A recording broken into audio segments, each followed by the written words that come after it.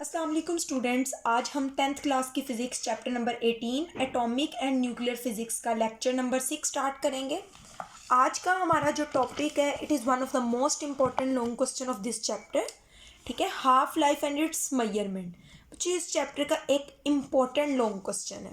ठीक है, अब हम इसको स्टार्ट करते हैं। स्टार्ट में बच्चों हाफ लाइफ क्या होता है, इससे पहले हम इसका थोड़ा इंट्रोडक्शन देख लेते हैं। बच्चों, टॉपिक है हमारा half life and it's measurement. बच्चों, जो रेडियो एक्टिविटी का प्रोसेस है ना, process of radio activity. Radio activity क्या होता है आप सबको अच्छे से पता है। रेडियो एक्टिविटी एक ऐसा प्रोसेस है जिसमें अनस्टेबल न्यूक्लाई जो होता है वो स्टेबल न्यूक्लाई में चेंज होता है। अब बच्चों, जो रेडियो एक्टिविटी का प्रोसेस है ना, radio activity it is a random process. ठीक है, रैंडम प्रोसेस होता है और इसका जो रेट ऑफ रेडियो एक्टिविटी होता है, ठीक है, रेडियो एक्टिविटी का जो डिके होता है, ठीक है, यानी रेडियो एक्टिविटी का जो प्रोसेस है उसकी स्पीड क्या है, proportional to the number of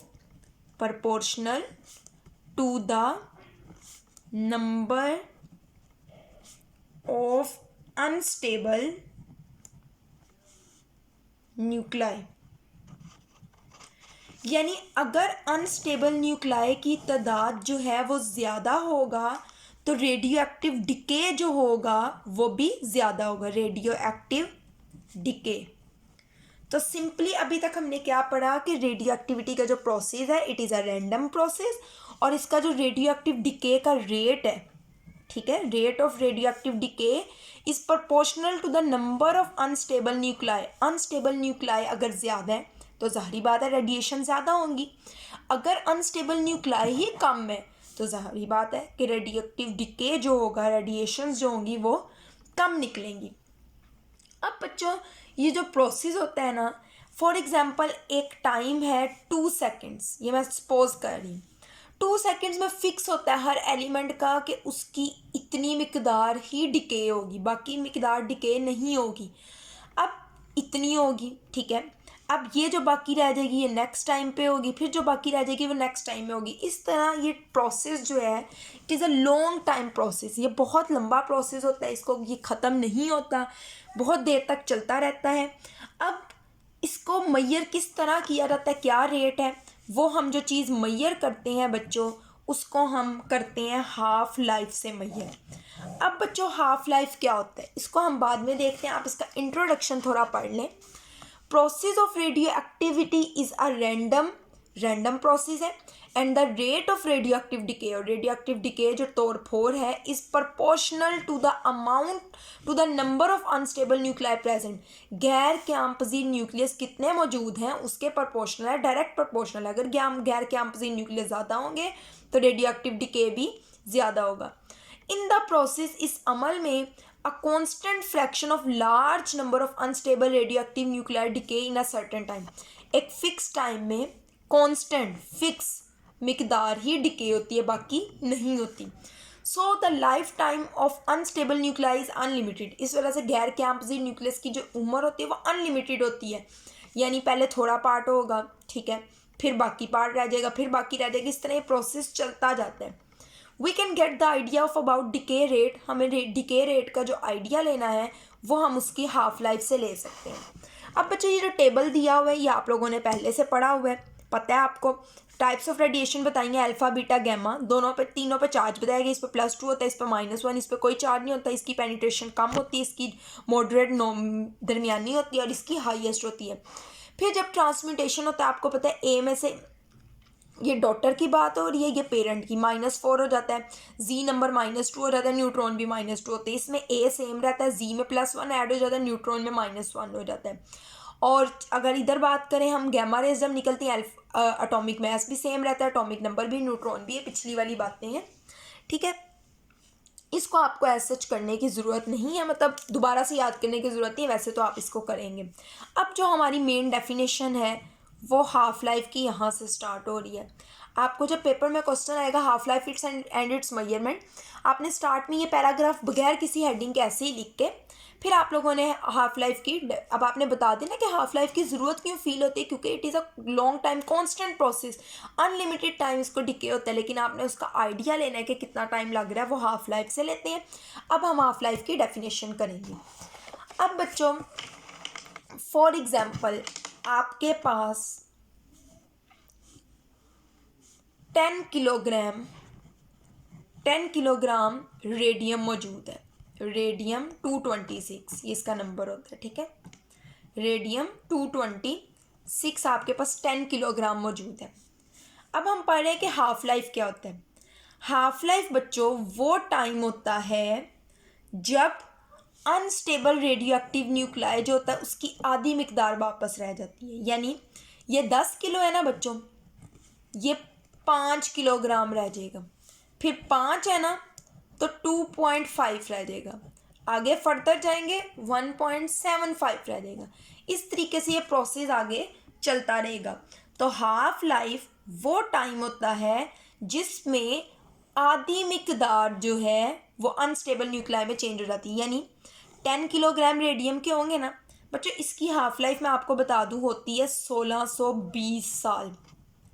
यानी जितनी भी आपको रेडियम दे दिया जाए 1620 साल बाद वो आधा रह जाएगा। यानी अगर 100 है तो 1620 साल बाद वो कितना रह जाएगा 50।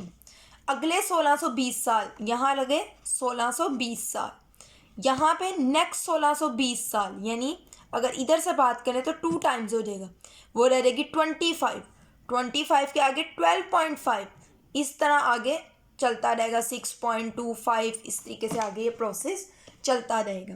तो पहले हम हाफ लाइफ की डेफिनेशन देख लेते हैं। The time during which half of the unstable radio active nuclei, ऐसा टाइम जिसमें गैर कैंपजी रेडियो एक्टिव न्यूक्लियाई की हाफ मिकदार, आधी मिकदार डिसइंटीग्रेट तोड़ फोड़ का शिकार होती है, is called the half life of the sample of the radio active element. आपको जो भी सैंपल दिया जाए रेडियो एक्टिव एलिमेंट का, जब उसकी मिकदार जितने टाइम बाद हाफ रह जाती है उसको क्या कहा जाता है, हाफ लाइफ कहा जाता है। आगे example, every radio active element has its own characteristic half life.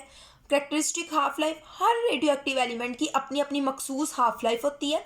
For example radium 226, radium 226 की बात करते हैं, has a half life of 1620 years, 1620 साल इसकी हाफ लाइफ है। विच मीन्स, जिसका मतलब ये है that half of the radium of 226 sample will be converted into other elements by the end of 1620 years. 1620 साल बाद जो भी रेडियो एक्टिव एलिमेंट जिस रेडियम का दिया गया है, उसका जितना भी सैंपल दिया गया है, 1620 साल बाद उसकी मिकदार क्या रह जाएगी, हाफ रह जाएगी। इन द नेक्स्ट 1620 ईयर्स, अब ये 1620 साल खत्म हो गए, उसके अगले जो 1620 साल होंगे, half of the remaining radium will decay. यानी पहले 100 थी तो 1620 साल बाद हो गया 50। अगले 1620 साल में जो रिमेनिंग रह गया, यानी ये 50 रह गया, उसका हाफ हो जाएगा 25।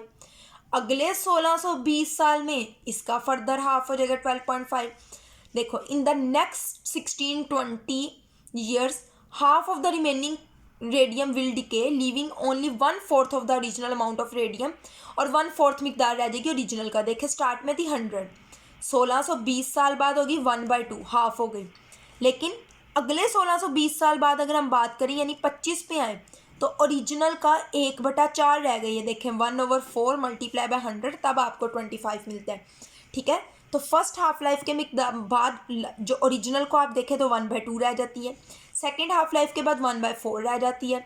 आप थर्ड हाफ लाइफ में जाएंगे वो 1/8 रह जाएगी, फोर्थ हाफ लाइफ में जाएंगे 1/16 रह जाएगी, फिफ्थ हाफ लाइन में जाएंगे 1/32 रह जाएगी, सिक्स्थ में जाएंगे 1/64। इस तरह ये प्रोसेस चलता जाता है। अब ये डायग्राम आप लोगों ने देख लेनी है इसी तरीके से, बल्कि मैं आपको बना के बता देती हूँ। यहाँ पे उन्होंने नंबर ऑफ न्यूक्लाइड शो करवाए, ठीक है, नंबर ऑफ न्यूक्लाइड, ठीक हो गया। यहाँ पे बच्चों साल दिखाए गए हैं, ये है 1620 साल, ये है 3240, ये है 4860, ये है बच्चों आगे ईयर्स आगे चलते रहेंगे। 1620 का डबल करें ना तो 3240 होते हैं, और 1620 का 3 गुना करें तो इतना होता है। अब बच्चों उन्होंने कहा n से इसको जाहिर करें। लेट्स सपोज इधर तादाद थी n, इधर आपको पता है टाइम आहिस्ता आहिस्ता जब वक्त गुजरेगा 1620 साल बाद बच्चों ये मिकदार रह जाएगी, ये फुल था, ये रह जाएगी हाफ, ऐसे ही हो गया। अब ये जब 3240 साल गुजरे यानी डबल, जब 2 हाफ लाइफ्स गुजर गई, अब इस हाफ का भी हाफ रह जाएंगी, इतनी रह जाएगी। अब जब इतने साल गुजरे तो जो पहले मिकदार रह गई है उसकी भी मिकदार हाफ रह जाएगी। तो आप कह सकते हैं यहाँ पे अगर n मिकदार थी, यहाँ n मल्टीप्लाई बाय 1/2 हो गया, ठीक है। ये n नोड कर लेता है ओरिजिनल मिकदार, n नोड, ठीक है, n नोड मल्टीप्लाई बाय 1/2 हो गया, ठीक है। यहाँ पे जो तादाद रहेगी n नोड मल्टीप्लाई बाय 1/4 हो गया, यानी जो ओरिजिनल मिकदार है उसको 1/4। यहाँ पे जो रहेगी n नोड ओरिजिनल मिकदार को आप मल्टीप्लाई कर दें 1/8, इतनी क्वांटिटीज़ की रिमेनिंग रह जाएगी। आपने डायग्राम ऐसी ही बनानी है। अब यहाँ पे देख लें, if the half life of radio active element is T1/2, वो कह रहे हैं कि अगर एक एलिमेंट की हाफ लाइफ को हम ज़ाहिर कर लें T1/2 है, तो फिर इस टाइम के बाद उसकी मिकदार रह जाएगी 1/2। अगर हम बात करें 2T1/2 यानी ये है 1620, तो 1620 को 2 से ज़रब दें यानी सेकेंड हाफ लाइफ के बाद रह जाएगी 1/2 की पावर 2 यानी 1/2 1/4। अगर थर्ड हाफ लाइफ की बात करें 1/2, तो इसकी मिकदार रह जाएगी 1/2 की पावर 3 यानी 1/8। फोर्थ हाफ लाइफ की बात करें तो ये हो जाएगा 1/2 की पावर 4 1/16। इस तरीके से हम हाफ लाइफ मालूम करते हैं। If the half life of radio active element is T1/2 then at the end of this time the number of the sample will become half. जब T1/2 होगा तो मिकदार 1/2 हो जाएगी। जब 2T1/2 होगा आफ्टर सेकेंड हाफ लाइफ, दूसरी half life के बाद the remaining atom will be 1/4। देखें 1/2 मल्टीप्लाई बाय 1/2 यानी 1 की पावर 2 1/2 की पावर 2, ठीक है। थर्ड हाफ लाइफ के बाद क्या होगा, ये 1/2 की पावर 3 यानी 1/8 हो जाएगा। And eight the end of T half life, फिर वो कह रहे हैं अच्छा ये हमने 3 तक की बात कर ली, हम जनरल फार्मूला लिखते हैं तो 1/2 की पावर टी। आपसे पूछा रहा सेकेंड हाफ लाइफ के बाद कितना रह जाएगा, आप यहाँ 2 लिखेंगे। थर्ड हाफ लाइफ का पूछा रहेगा, यहाँ पे हम 3 लिख लेंगे, ठीक है बच्चों। तो इससे आप किसी भी हाफ लाइफ के अकॉर्डिंग मालूम कर सकते हैं। फिर वही बात उन्होंने कहा, it means that if n naught is the original number of atom. अगर हम फर्ज कर लें n naught original number of atom है, after time t half life t गुजरने के बाद रिमेनिंग एटम कितने रह जाएंगे, रिमेनिंग एटम यानी n is equal to n naught original atom multiply by 1/2 की पावर 2, ठीक है। ये मैंने आपको बात यहाँ भी बता दी थी, ये जो मैं बता रही थी ना बेसिकली यही था। The process of radioactivity does not depend upon the chemical combination और रिएक्शन, इट इज़ ऑल्सो, वो कह रहे हैं कि ये केमिकल कम्बिनेशन और रिएक्शंस पे डिपेंड नहीं करता। It is also not affected by any change in physical condition. Physical change कोई आ रहा था, टेम्परेचर चेंज हो, प्रेशर चेंज हो, ठीक है, इलेक्ट्रिक और मैग्नेटिक फील्ड चेंज हो, इस पर कोई इसका अफेक्ट नहीं होता, ठीक है बच्चों। आज के लिए इतना ही। आपने बहुत अच्छे से तैयार करना है। इस चैप्टर के सारे न्यूमेरिकल्स इसी टॉपिक पे बेस कर रहे हैं, तो ये आपको अच्छे से समझ आएगा, तो न्यूमेरिकल्स भी अच्छे से आप कर सकेंगे। आज के लिए इतना ही। अल्लाह हाफिज़।